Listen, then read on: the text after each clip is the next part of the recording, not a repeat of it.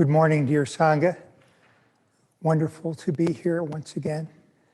The third in our series of the Four Foundations of Mindfulness, Mindfulness of Mind, will be done by Nick McLeese, a truly talented person. He spent 4 years at Deer Park, 2 years as a monastic with the name of Brother Radiant Energy. So a wonderful thing to aspire to.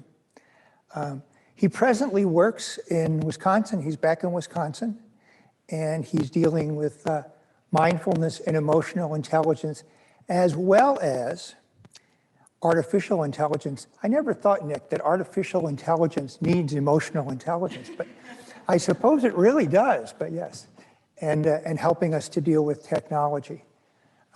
So I'm sure you'll have some wonderful insights for us. So I give you Nick. Thank you, Nick. Hello, dear friends. Hello, Cornelia. Hello, everyone in the meditation hall. So nice to be with you today. Yes, as Paul mentioned, my name is Nick, and I'm currently in Texas, actually. I had a bit of a family emergency, so we kind of roll with the punches, you know, so down here in Texas. And I'm so excited to share with you today about mindfulness of the mind. This is a very important practice. It's kind of the heart of our practice. And I want to take the time to thank each one of you for taking the time to come to a retreat, take time out of your busy lives to cultivate your mind. And it really is beneficial, not just for you, but also for everyone that you get in touch with. And in the first couple lines of the Dhammapada, the Buddha tells us there's nothing more conducive to benefit than a well-trained mind. And there's nothing more conducive to harm than an untrained mind.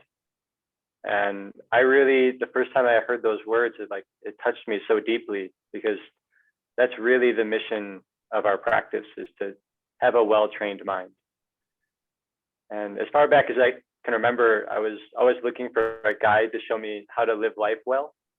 I remember back in second grade trying to come up with a book, to write a book about how to brush your teeth and how to tie your shoes, because I felt like I didn't really know the best way to do that. And I was looking for a guide later in life, in high school, about how to be happy.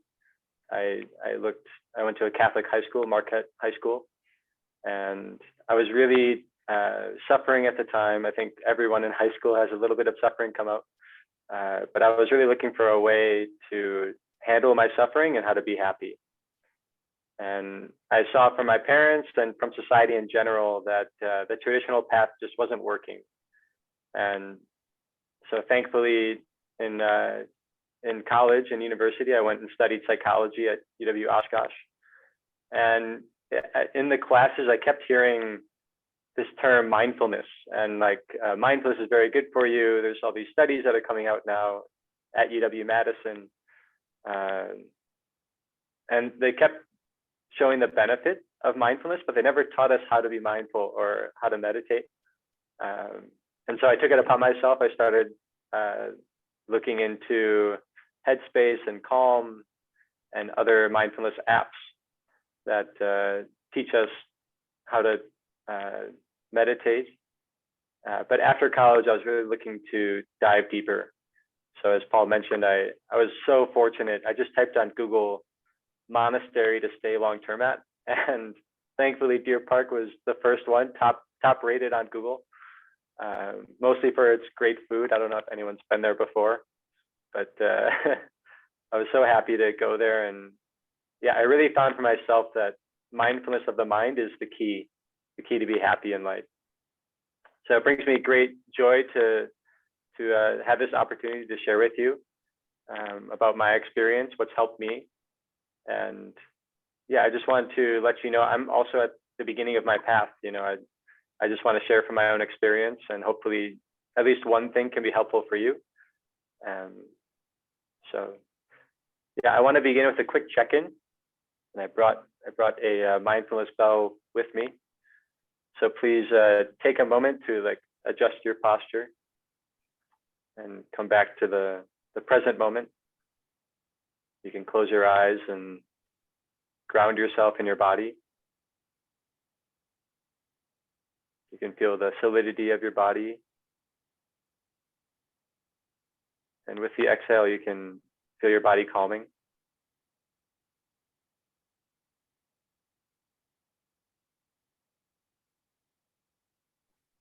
And then you can ask yourself the question, what's going on inside of me right now? What sensations are coming up? What emotions or thoughts are coming up?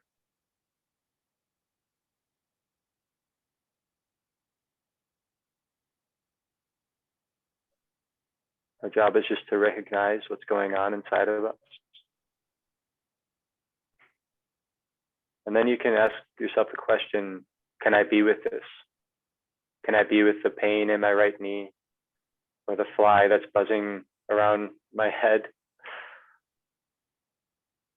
Or can I be with emotions like sadness or anxiety?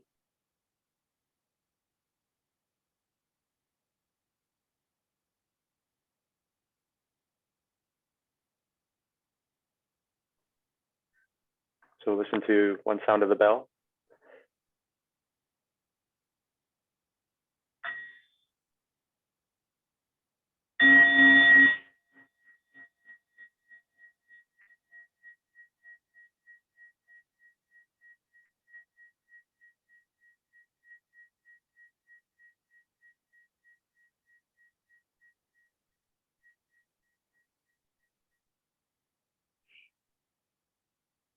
I hope that you could all hear the sound of the bell. I remember now that to turn on original sound on Zoom, but if you saw it, at least that's good enough. So these two questions, what's going on inside of me right now, and can I be with this, are really powerful questions that get right to the heart of mindfulness of the mind. And I'd like to begin with a story. I heard Tefa Pai's name come up a few times yesterday, and he and I met each other when I first got to Deer Park, and I was fortunate enough to spend some time with him. And this story is my favorite teaching story that I want to share with you, and it comes from one of his Dharma talks. He used this before, so if you've heard this before, please enjoy it a second time. So the story goes a bit like this. Once upon a time in Spain, maybe a couple hundred years ago, there was a family who lived a very poor life. They worked very hard jobs and didn't have much money. So they had 3 children, and each night all they would have to eat is like a loaf of bread and some butter if they were lucky. And one night the father of the family is sleeping, sound asleep, and he has this very real dream. And in the dream, he's underneath a bridge in a faraway land. He imagines it to be like China or somewhere. And under this beautiful bridge, there's this big boulder. And right next to the boulder, he starts digging. And as he's digging in the dream, he feels happier and happier. And at the end of the hole, he finds his treasure chest. And he wakes up and he's drenched with sweat. He thought that the dream was very real, and he takes it as a vision. He's a very spiritual person, so he takes it as a vision of, I need to go to this faraway land and find this treasure that's meant for me. And so the next morning, when his family wakes up, they all come around the breakfast table, and he tells everyone, I have to leave. I have to go away for a little bit. I need to go and find this treasure so that we can live happily. And his family is very understanding and very trusting. It's a very tight family. And so they believe in their father. And so they let him go away, even though they know this is before the time of planes, trains, and automobiles.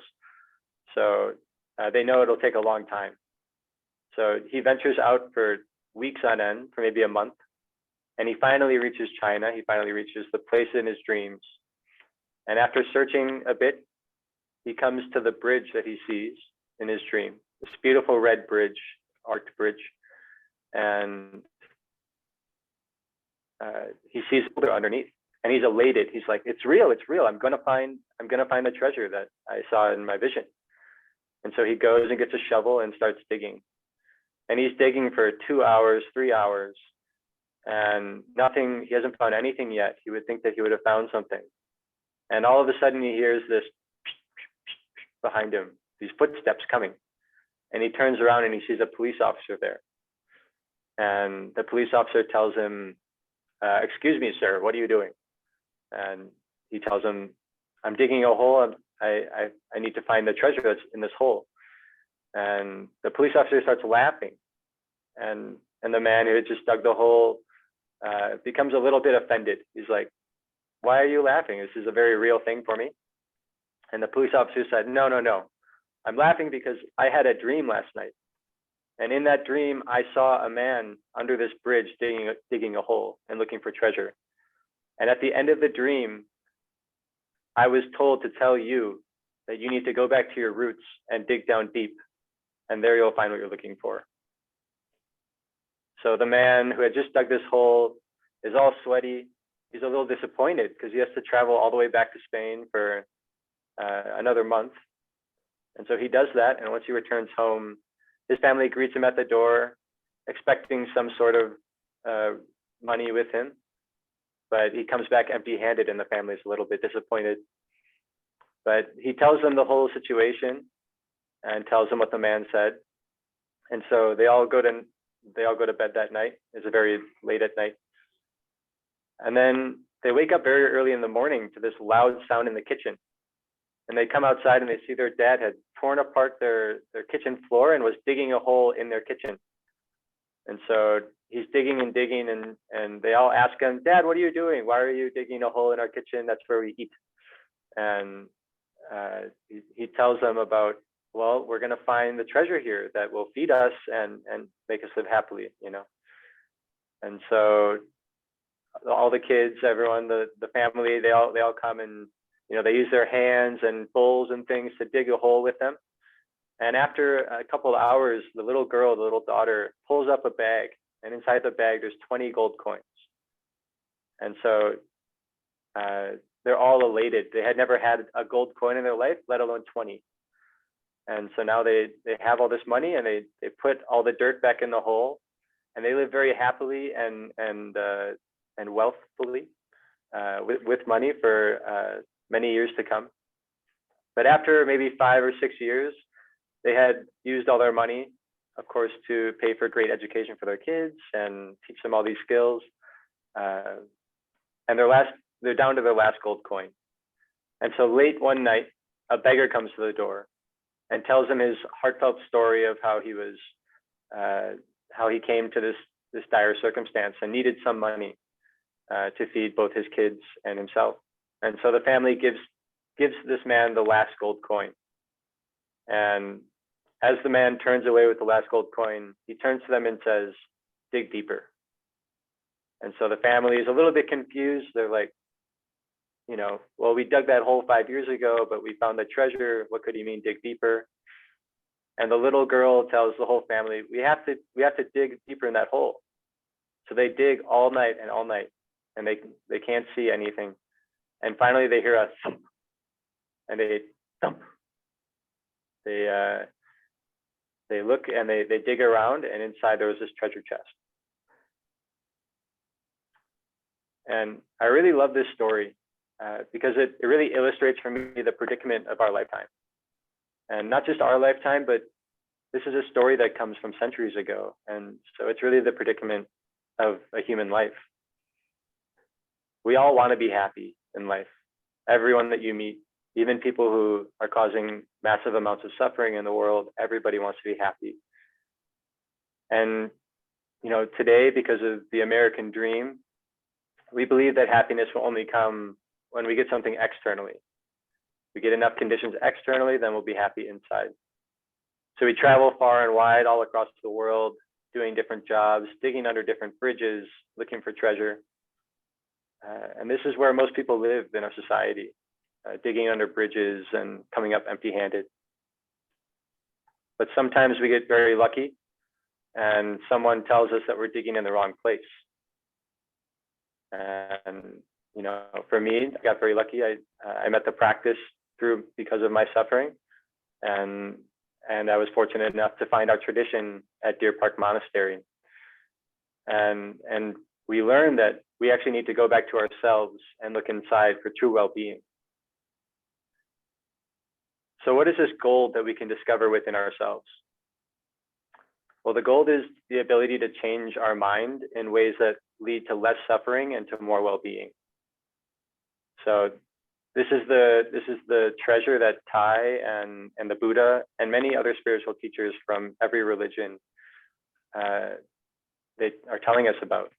That happiness depends on our mind, on our mental state, and not on external conditions. And we all know this very intuitively, you know, but often this goes unnoticed. And even in practitioners, we can forget this from time to time. And I also just want to note that we're very lucky to live in the time that we live in. You know, especially in the West, even 10, 20 years ago, we thought that the brain that you were born with was kind of the brain that you're stuck with for the rest of your life. Like you can't really change your brain, and your brain, you know, is not plastic, it's not changeable. But now, because of neuroscience and Eastern traditions coming over, and we now accept the truth of neuroplasticity, that neurons that fire together wire together, that we can change the structure of our brain, and thus we can change the behavior of our brain as well. And yeah, again, this is really the path of meditation, that we can discover the treasures and cultivate the treasures within our mind. And that's what we'll be discussing today. So how do we get these treasures in our mind? How do we train our mind in the art of living well? Well, in our tradition, we have a beautiful analogy. It's the analogy that our mind is like a garden. And in this garden, we have 51 different types of plants, both weeds and flowers. And so these flowers are flowers like mindfulness, love, and wisdom. The weeds, you know, are like sadness, anxiety, jealousy, ignorance. And we learn that for so long we've neglected this garden. And just like any garden that is untamed or uncultivated, the weeds and flowers and everything just grow wildly. Everything's growing tall and wild. And when we come back to ourselves, this can kind of be overwhelming for us to see that our mind is full of all these things that we don't want to look at. Like for me, anxiety and anger were two very strong emotions, and I didn't want to look at them. I felt very scared to look at them. But you know, it's really okay. Every one of us has all of these 51 mental formations, and they're passed down to us from our ancestors, from many generations of ancestors, as well as from society and trained in our upbringing. And so it's really important to not take these too personally, just because, you know, sadness may be very a strong mental formation in your mind. Doesn't mean that you're a sad person, or it doesn't make you bad or anything. Everyone has these. And so, yeah, I just want to emphasize to cultivate an attitude of radical acceptance, which one of my teachers, Tara Brock, talks about radical acceptance. So it's embracing whatever we see in our mind with a full heart. It's mindfulness plus heartfulness. And one of the biggest transformative moments for me, as well as many other people that I've many other retreatants that come to the monastery, many other people outside of the monastery that I talk to, is the moment where you realize that you are not your thinking, that I am not my thoughts, and my thoughts are a part of me, but they're not all of me. That you know, the Descartes, I think, therefore I am. Our teacher Tai says, I think, therefore I am not present. So it means, you know, our thinking is always happening. That's what the brain does, you know. And the goal is to stop our thinking, but it's to become aware of our thinking and to develop a wise relationship with our thinking. So we don't have to believe every thought that comes into our mind, and we don't have to let it dominate our behavior. We can look at it with a wise relationship. So our mission as meditators is to be good gardeners of our mind. We need to be able to differentiate between the weeds and the flowers. And we have to know when to water flowers as well as how not to water weeds. And this is what's called right diligence in the Noble Eightfold Path. It means that we try to grow the seeds of mindfulness, the seeds of love and understanding, while not watering the seeds of anger, greed, and ignorance. And so this is right diligence is actually an interpretation of my monastic name, Brother Energy. So the energy that we're trying to cultivate in our practice is both the awareness of our habit energies, so our habitual states of mind, as well as the energy to be diligent in our practice and water. We call it selective watering the seeds that are helpful and wholesome, while not watering the seeds that are unhelpful and unwholesome. So how do we do this? How do we cultivate our mind? Well, I want to take this opportunity. This is the first talk I've ever given, and you may have seen this diagram before, but one of my favorite things in Dharma talks is when the Dharma teacher gets up and goes to the whiteboard. And so as you can see behind me, I have a giant whiteboard, and we'll see if we can get a good angle here. Okay, we'll see if this works. So again, so how do we, can you all see me well?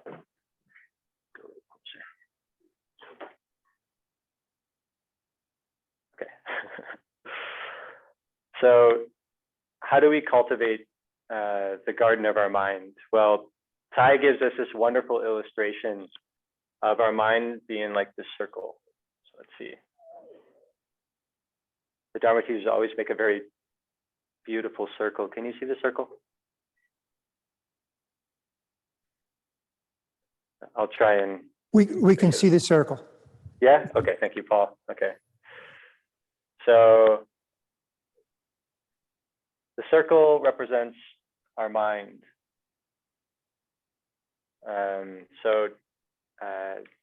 Or our consciousness. So up here we have, this is the mind, and down here we have the store. So we have the mind consciousness. So the mind consciousness is the field of our awareness, and then the store consciousness is kind of like the subconscious that we talk about in modern psychology.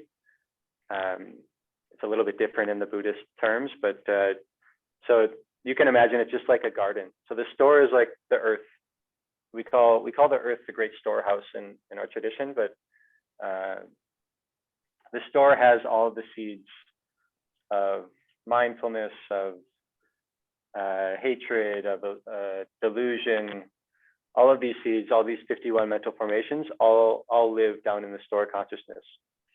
And when they're watered, they'll come up.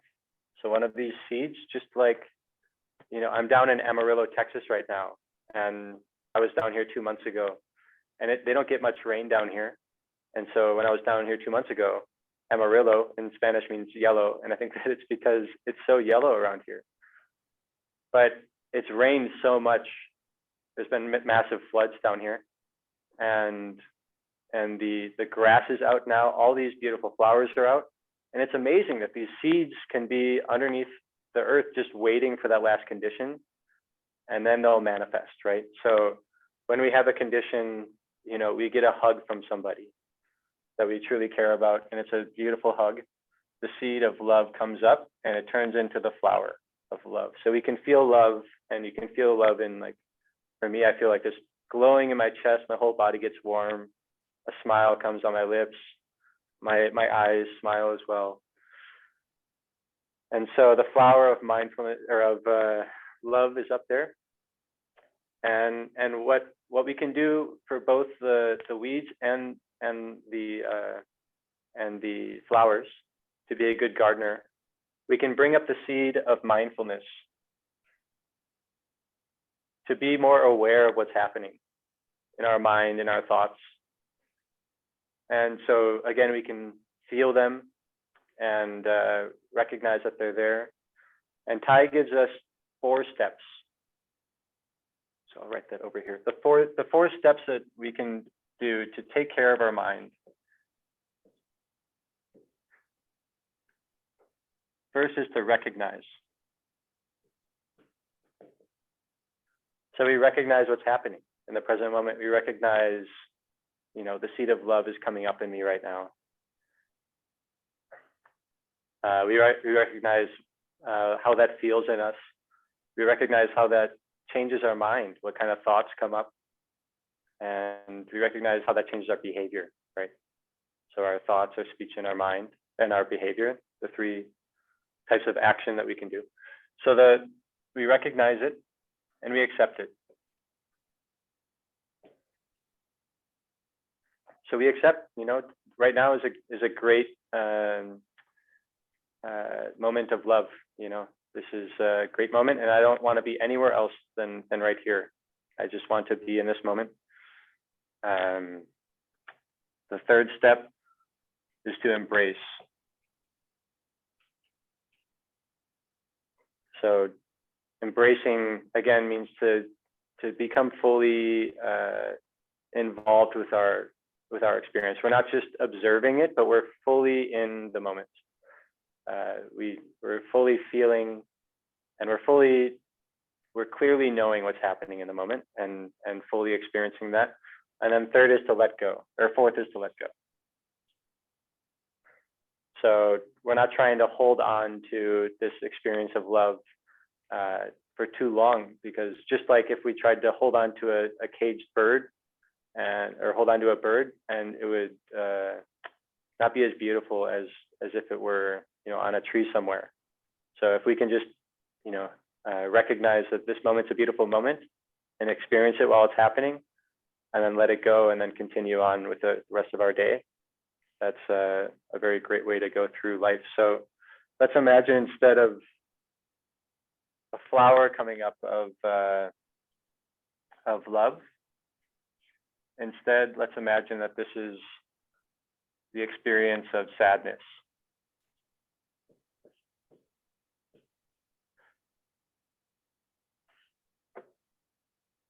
And so again, we can go through these 4 steps to take care of our mind. And in our tradition, we say we take care of our mind just like a mother takes care of a crying baby, right? So we have this experience of sadness come up. Maybe somebody said something that wasn't very nice, or something happened in life and you lost some amount of money or something like that. Some sort of loss happened, right? So again, we can recognize that I'm feeling sad right now. I'm recognizing what that's doing in my mind and in my body. I'm recognizing how that's affecting how I'm relating with the world. I'm accepting, right now I feel hurt. Right now I feel sad.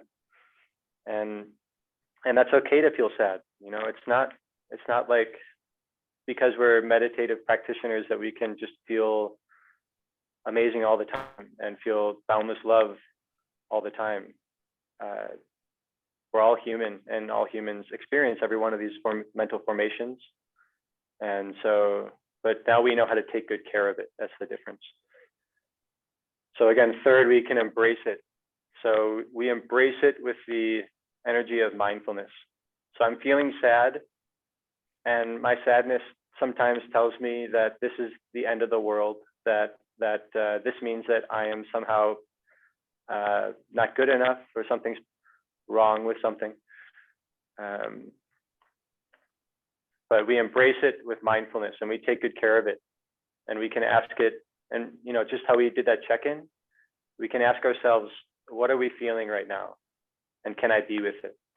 Can I take good care of it, just like I take care of a crying baby or a younger sibling or something like that? And then if we've done those steps in a non-judgmental and loving way, then emotions won't stick with us as long, right? So before, maybe if you became angry at somebody, you may hold a grudge for days or weeks or years. But now if we take good care of that anger and we know, oh, I'm angry because I feel hurt and I'm taking care of myself, and now I don't need to feel angry at that person because maybe they also felt hurt and that's why they did the thing that they did. So we let go, and again, just like we did with the beautiful experience of life, we can also let go of the difficult experiences of life and keep moving on. So yeah, I just want to, I'll do this standing now. I want to read a poem to you. Again, this is one of my favorite poems, and Tara Brock brings this poem up every now and again. It's called the Felt Sense Prayer, and I'll read it to you. So maybe we can all close our eyes and again come back to our bodies and just enjoy the poem. So this is called the Felt Sense Prayer. I am the pain in your head, the knot in your stomach, the unspoken grief in your smile.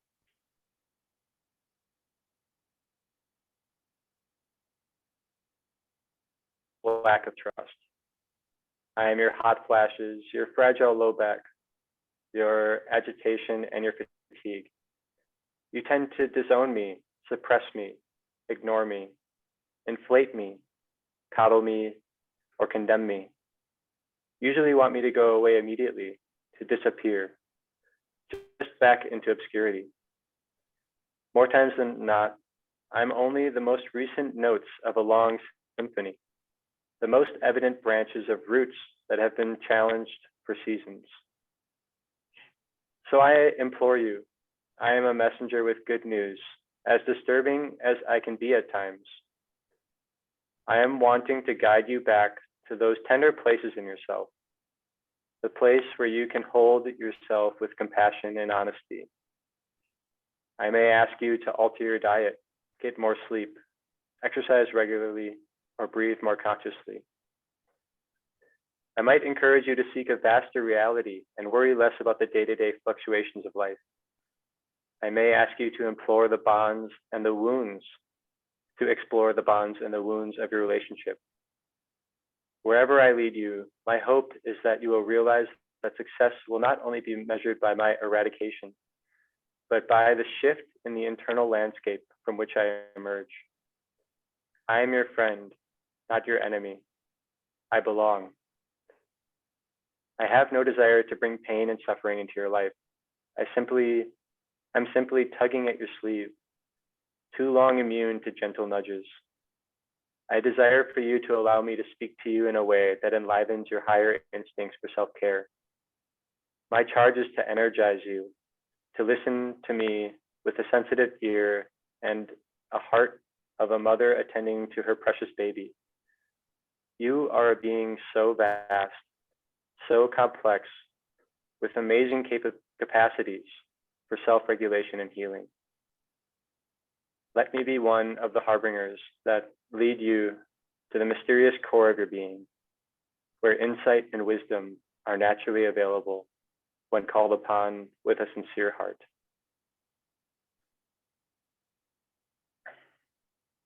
Let's listen to one sound of the bell.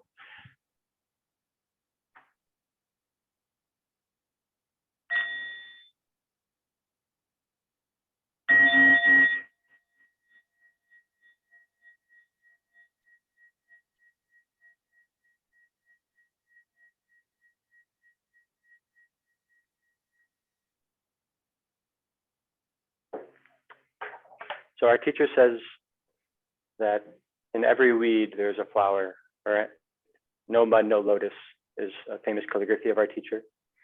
And What it means is that beyond the suffering, if we can hold it deeply, we can find the areas where we're looking under the wrong bridge, where we're trying to find well-being in the wrong place. And so I invite you to look into your mind every now and again, especially when you're feeling not so well, and just explore what is this emotion trying to tell me? Where am I looking or where do I need to look? Where am I looking that's not bringing me well-being, and where do I need to look? So we've learned how to take care of the weeds in our garden. So how do we cultivate the flowers in our garden? Well, I want to share 4 things with you that you can do every day that are kind of like mindfulness fertilizer for our minds. These are 4 things that I try to do every day.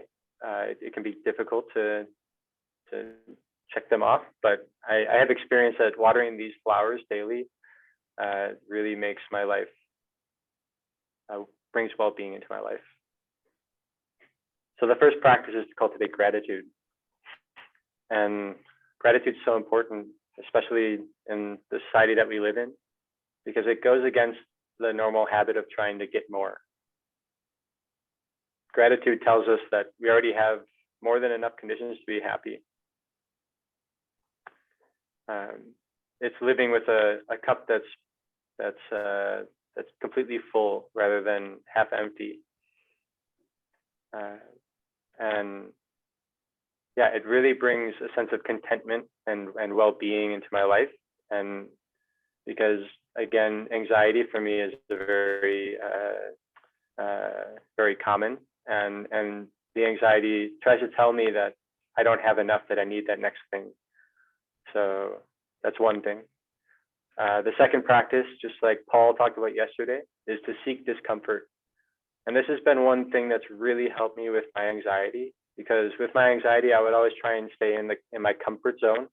I would try and stay in the area where I felt completely safe and not venture out. But the thing that happens when you do that is that the comfort zone kind of keeps shrinking and shrinking, and the world outside becomes bigger and bigger and scarier and scarier. And so it's really beneficial for us in our practice to ground ourselves in our body, find that solidity and that strength, and then to go and venture out into the areas that are difficult for us. So for instance, like public speaking, that's an area that can be very difficult for people. Or a fun area. Recently, I went to a dance class. I haven't danced for 4 years, and in a monastery, you don't, as a Buddhist monk, you don't dance very often. And so I tried to learn how to dance again, and I felt so stiff and so uncomfortable, and anxiety was coming in me, and I was self-judgment, and everyone I was looking at I thought was judging me. But I just went in the back, and I just took a couple of deep breaths, relaxed my body, and just like Paul mentioned yesterday, the moment that you bring mindfulness to that experience, it softens. And with that softness, I could then feel the moves a little bit better. I could enjoy the moment a little bit more, knowing that I was doing this to seek discomfort, right? So I was doing this to grow.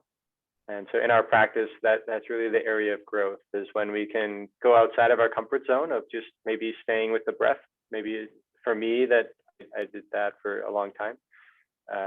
Very helpful as well, of course. And you can use it to deal with difficult things in life as well. So the third practice that we can do, that's the second practice, seeking discomfort. The third practice that we can do is loving kindness. And I found for myself in the monastery that I felt my favorite moments, or the moments where I felt most peaceful and blissful, were the moments where I felt true love. I felt true love from my brother and sister monastics, or people who were staying with us at the retreat, or for the world in general. But most importantly, true love for myself, true acceptance for myself. And that's a very difficult thing to cultivate within us. Often we're our harshest critics, right? But every day, if we can take some time to come back to ourselves and take care of ourselves, and wish ourselves well, then we can nurture this loving heart for ourselves. And really, when we love ourselves, then that opens up the possibility of loving others.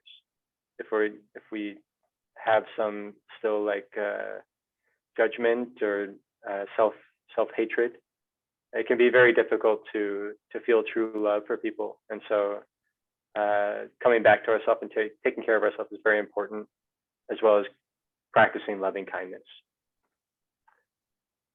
And lastly, the last practice that I try and do every day is to surround myself with wisdom. So that's kind of, difficult, but what that means is listen to a Dharma talk or read a Dharma book, go to a Sangha or go to a retreat, just like you're all doing. To surround yourself with wisdom and wise people it brings great benefit, because we can learn from other people who have gone through the same thing that we're going through, as well as we can be around people who have a cultivated mind, and they know how to cultivate a mind, and they have more ability to help because they know how to help themselves. So we're getting to the end of the talk here, and I just want to leave on the note that cultivating a beautiful garden can help us stay calm in the midst of a storm. And I came out of the monastery right before Christmas, and I got stuck in Arizona for a day because of the storms happening in Wisconsin. And climate change is one part of the storm, but there are many storms happening today. And I think we all know this, whether it be a global epidemic of mental illness or climate change or political turmoil, whether it be our fear of the future of technology and the rate of change. There's no more important time than today to train our minds. And each of you, thank you, each of you, for taking the time out of your life to come to a retreat and to take care of your mind. Because not only can you stay calm in the midst of a storm, but you can also help others stay calm. So yes, please remember that you all have a great treasure. The practice of mindfulness is truly a treasure. You have now the tools to cultivate a beautiful garden in your mind. And please remember that it's not about perfection. Mingyur Rinpoche says that the path of a meditator is one of distraction and then remembering. So we're not trying to become Buddhas today, but our teacher just reminds us that now we have a path. Now we're walking on the path, and that is the greatest happiness. We don't have to be at the destination already to enjoy every step. So I wish you all a lot of luck in your practice of mindfulness of the mind. And I'm very happy to answer any questions that you may have. Yes, so thank you all. Maybe we can just finish the talk with one sound of the bell, and then we can go into a couple questions.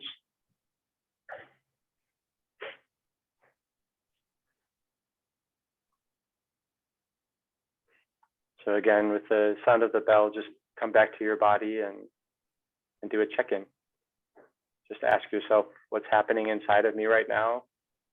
And can I be with that?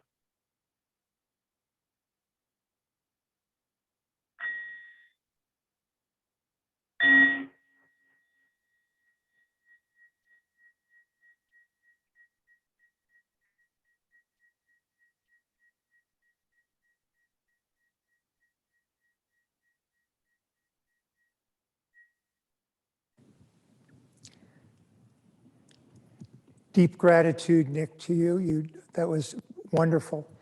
I have a request. I would love to have the copy of your poem. Could you send that to me, and I can distribute it to the general group here, if you don't mind? So, yeah, absolutely. Yes. Thank you.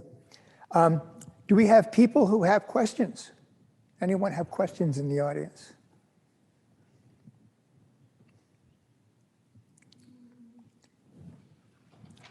Who do we have? Well, wait a second, Nick, I got to get a microphone out to somebody. Okay.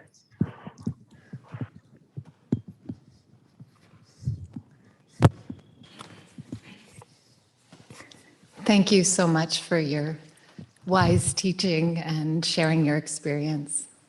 Nick, thank you. I'm curious, before your talk, Paul mentioned that you're interested in AI.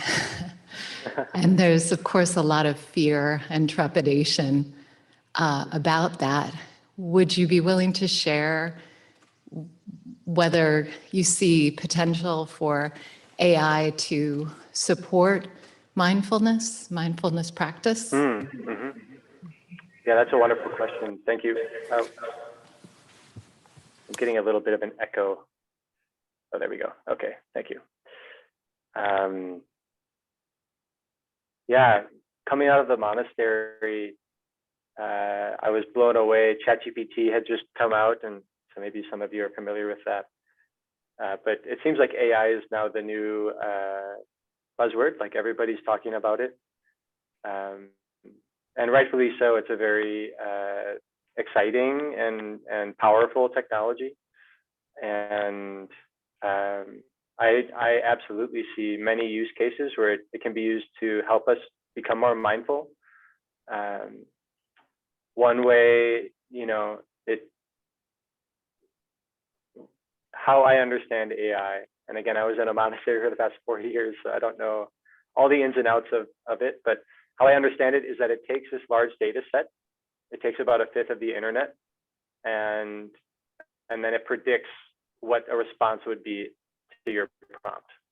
And so one way that I could see this being really, really powerful is you can have a conversation with our teacher Tai or Ajahn Chah, or all these spiritual teachers from long ago. We can give a certain system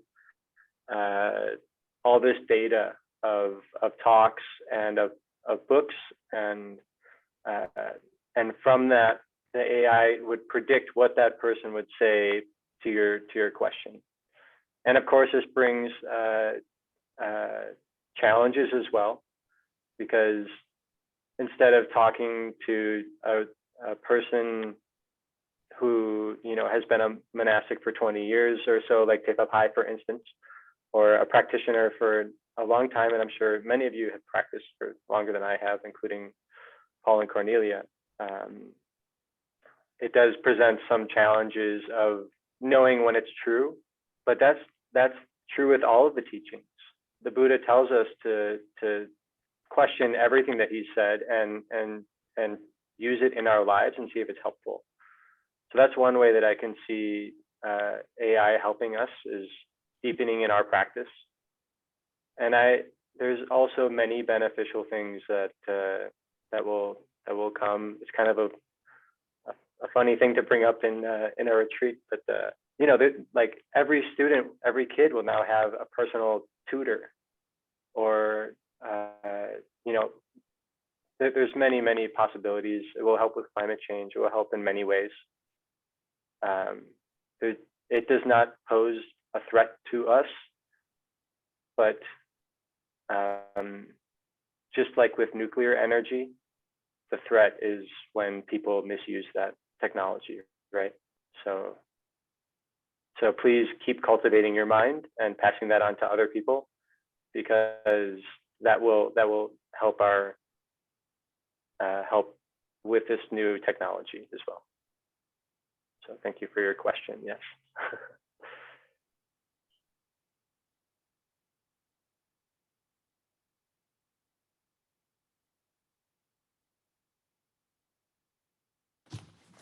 Hi, Nick. It's Roberta Ro. I met you at the Mindfulness Center in Milwaukee. Yes, hi, Ro. Good to see you. Yeah, it's great to see Front you. and center too, yes. Yeah, right up here. So I'm not going to let you go yet on AI. Okay, oh no. Okay. When you speak about it, as just I did, we call it it. Mm-hmm. Mm-hmm. We think about it as something, that has a binary it is going to do something to us, or us is going to do something to it. But AI is us. I mean, AI didn't just come out of somewhere, did it? No. I mean, I'm just trying to pull together your discussion about store consciousness Right, exactly. and mind consciousness. We now have this flower called AI. And somehow it's a phenomena that we're just kind of like, whoa, what kind of flower is that? But it's us. So Yes. I don't know. It's like a lot of those other things in our store consciousness, they've been waiting to be fertilized, and we've given it now the right ingredients, the right water to grow, and yet also somehow afraid of it. Right. So how does that come into how can I take that? Like, what if I don't want an AI? What can I do? Well, thank you for your question, Ro. Thank you for your talk. Thank you. Yeah, it's a difficult question.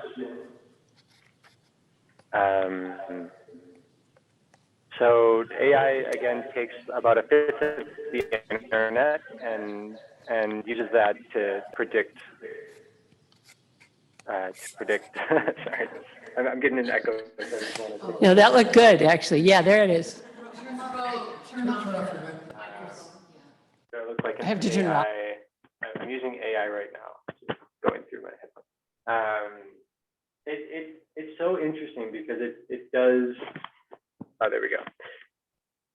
It does use art. What is the internet? The internet is where we put all of our thoughts and into articles, into videos, and that's what AI, or what AI is a big term, but that's what like a chat bot like ChatGPT has used to predict what a human would say next.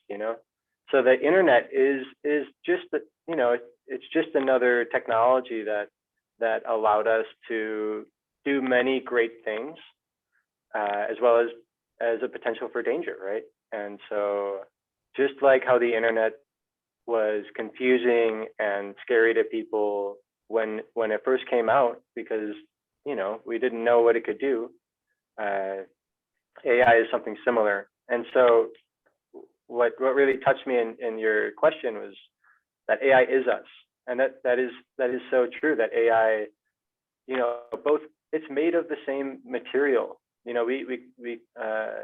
say it's made of we're made of carbon, but it's made of something else.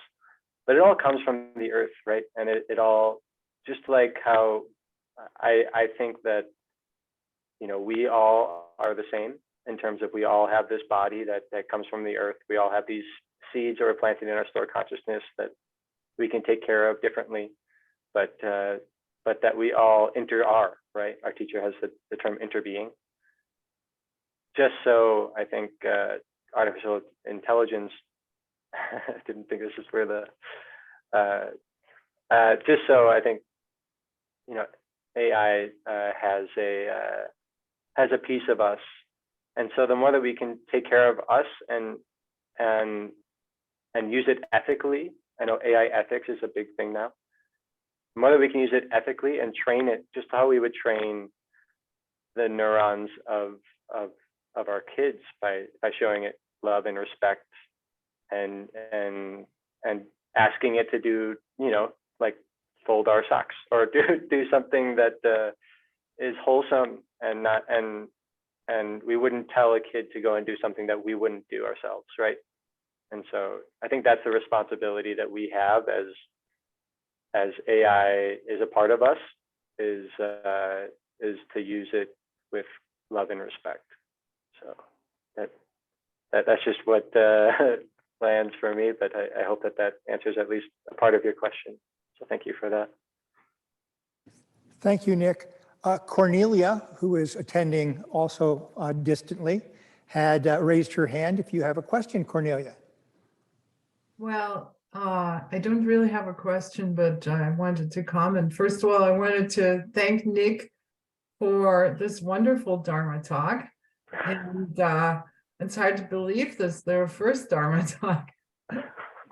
So Thank you. quite encompassing and just really wonderful to listen to a young person with such a deep grasp of what we're all wrestling with. As to the question of AI, I view it more as as an extension of ourselves, and maybe a way that interbeing is really rubbed into our faces. But I don't think that changes anything about our path. If anything, it should intensify our path and our diligence to practice.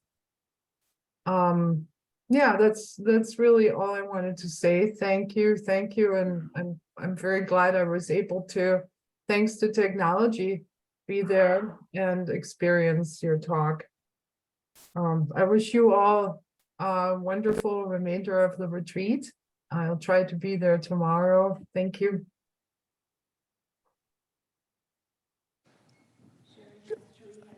Are there other questions? Anybody else have a question? Lynn.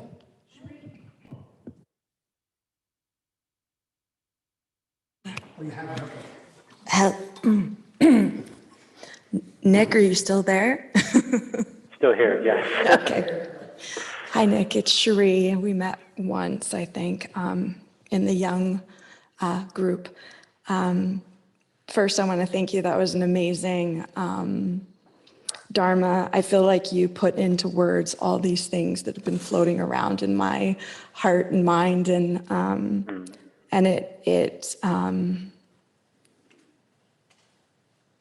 I'm such a verbal person that it helped process, I guess, a lot of that and kind of ground it for me. So I really appreciate it. The question I have is about, I love your daily mindfulness fertilizer. And something that has been particularly hard for me is, love for self. So I feel like I fall in love with every human I meet, but I don't have that same love for self. I find myself so critical, and I feel like meditation has helped, and I feel like I'm becoming more and more aware of those instantaneous habitual thoughts that I think are just really, really wired together. But I was wondering, in your journey, if that was an issue at all, because I know it's an issue for most people to a certain extent, but I find myself wrestling with it, and I need to give it more fertilizer. So, any thoughts? Yeah, thank you so much for your question, Cherie. Yeah, it is so interesting how we are really our harshest critics, and I haven't met anybody who has said otherwise.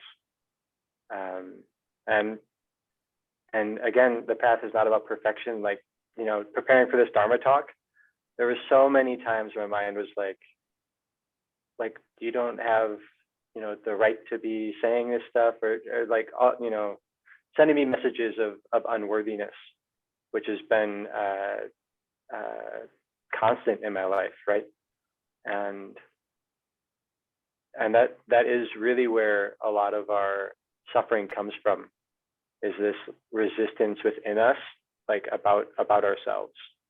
Like we say suffering is pain times resistance, right? So not only do we have these difficult sensations and emotions come up, like anger and pain, but also we have this story that goes and tells us why this is coming up and what this means about us, and so many things. And it is very difficult. And so I want to emphasize just this.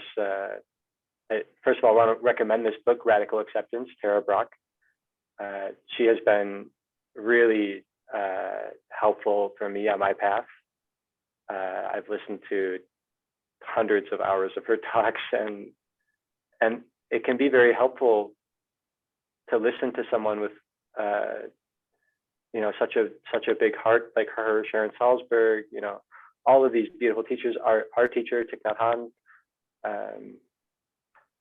and surround yourself with love in that way, as well as take a gentle approach in our practice, right? So we don't want to turn our mind into a battlefield. We don't want to notice that something's coming up and try and eradicate it, just like that poem said.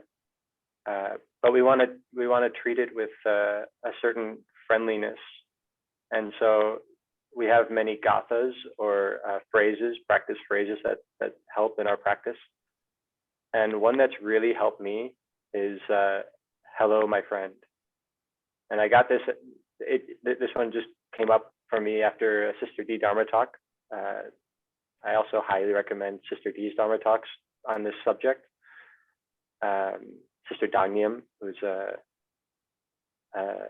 brilliant Dharma teacher at Deer Park. And she talks about our practice being the practice of treating ourselves like our own soulmate. Because our soulmate, she says, she translates as the ability to understand and master oneself. And so she takes care of herself just like she's taking care of a loved one, and a loved one who's hurting, right? And we all need to know that, like, within our hearts, we all carry so much pain, and it's very difficult to see that. And so just go easy. And the more that you practice loving kindness, the more that energy just comes naturally and will come up. The more that you take care of your emotions,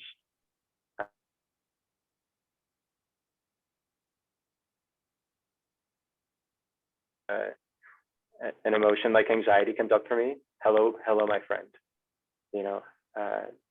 Like, thank you for being here with me.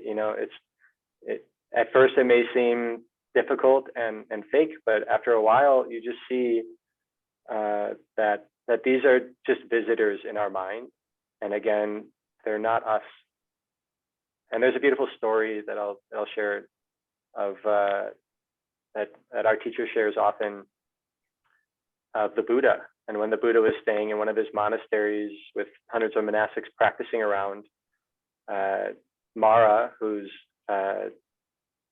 the tempter, or the god of temptations and delusion, came to the monastery, and the Buddha always had his attendant Ananda with him, who was his cousin and his trusted friend. And Ananda saw Mara coming in and told Mara, "Go away, you're not welcomed here." And Buddha, all-knowing Buddha, he knew that this was happening and came out and welcomed Mara. And he told Mara, "Come in, please have tea with me."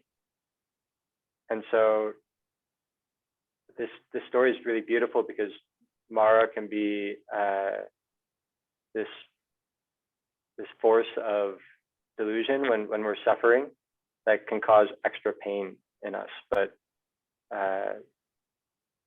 the more that we practice, the more we can become aware. Ananda can kind of be like our ego, or what we call, I didn't talk about it today, but in our tradition, we have a concept called manas, which is also a part of our consciousness. And it kind of says, like, I don't want that, I want that. It's craving and aversion. And that's just kind of the normal way that our mind works. But the more that we can just allow experiences to come to us and let them pass and treat ourselves with kindness, the more that it'll become easier. So yeah, I just hope that this path is really a path of love and a path of opening up your heart to yourself, and that again is the most difficult practice. It's the hardest for me to open up to my own suffering and release my own judgment. But it does get easier the more that we practice both with loving kindness and compassion. And compassion is really our ability to suffer with and relieve suffering. So we can have self-compassion. And that means that we can take care of our emotions in a way that's kind and compassionate. And again, please look into the teachings of Tara Brach, who I've found super helpful on this path. I hope that she'll be of help to you as well.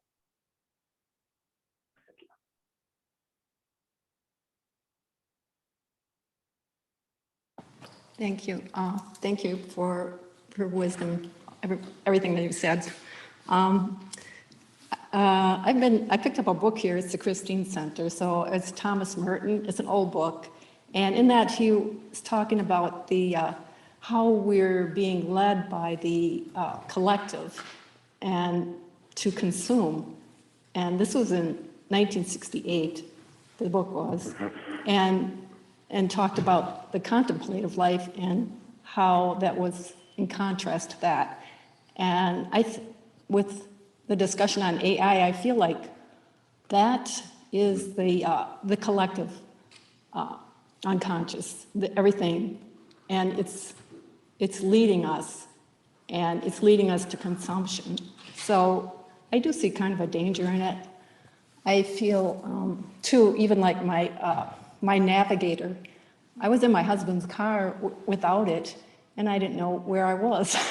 So I just feel that it may not be something that we want to embrace that much on our path. It seems like it doesn't jive with our path. I don't know. So I just wonder what you might think about that.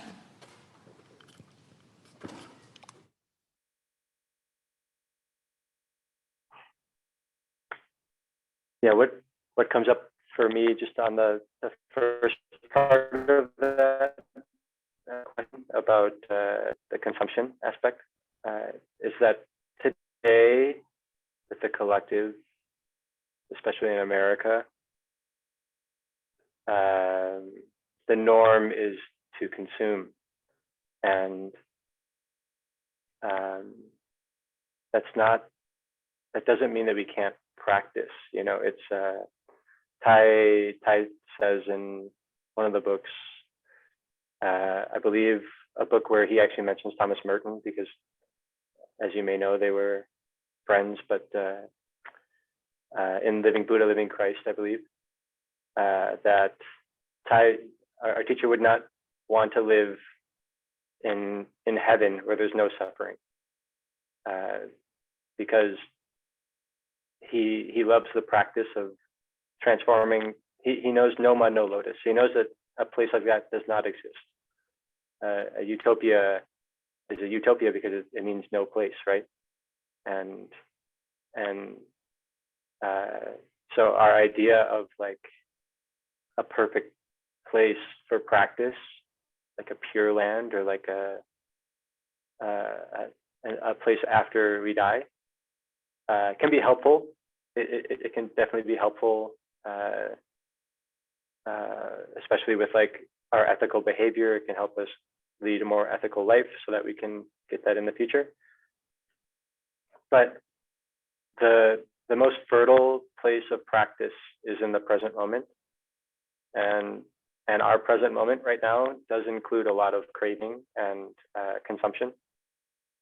And that coming out of the monastery, I wasn't even I don't think I was really prepared for that pull, right? Because in the monastery, we don't use technology that much, or, you know, I would eat twice a day and that's it. But now I have this fridge that's stocked full of all my favorite foods, you know, and there's many, many areas of craving that are very fertile areas of practice, because we can learn how to see the pull of not enoughness, the pull of I need that to be happy. And little by little, just one time a day, that can be a great practice. I've done that since I've left the monastery. Just one time a day, can I notice a craving come up? That's like pull. It literally feels like I'm being pulled in that direction. Like a rope is around me and like it's like pulling me that way. Can I just be aware of that feeling and let it pass? And just one time a day, you know, just get that momentum going that way. Can be a great practice of transformation. And it sounds cliche, but you know, everything happens for a reason. And you know, I like to think that we're kind of born in this time to deal with, you know, everyone in the room right now, you know, we're all called to the practice. You wouldn't be there if you weren't. We're all bodhisattvas who come into a place of suffering and try and relieve that suffering. So both that starts within ourselves, as well as we help other living beings who are in suffering escape, right? So again, it's a very tricky practice because of the time that we live in, but it's also a very, what does Taipapai call the hindrances? He calls them like an amusing place of practice or something like that. It's like an area that's very difficult for us, like our craving or our aversion. But because of that, we can treat it just like an amusing place of practice, you know, like a playground of practice for us to develop on our path, and less like something that's like wrong with us or the world. And so, you know, we're kind of born in this time because it's a difficult time, and thus we're called to practice and help. So I hope that answered at least the first part of your question. Yes. Yes, thank you. Okay, we're in this time. Thank you, Nick. Yeah, thank you, everybody. You know, again, it warms my heart to see so many people practicing meditation and practicing together. I really do wish I could be there with you, but I have been doing my best, even through the travel and everything, to treat these 4 days, the past 3 days, as a place of practice for myself. So just know that I am there with you in the practice, and again, thank you all for taking the time to practice, to cultivate your mind, because it doesn't just help you, but it helps everybody. So thank you so much for this time, and thank you, everyone. Yeah, and enjoy the rest of the retreat, and I look forward to seeing you soon. Deep bows of gratitude to you, Nick. Thank you very much. So Thank you, Paul. wonderful, wonderful.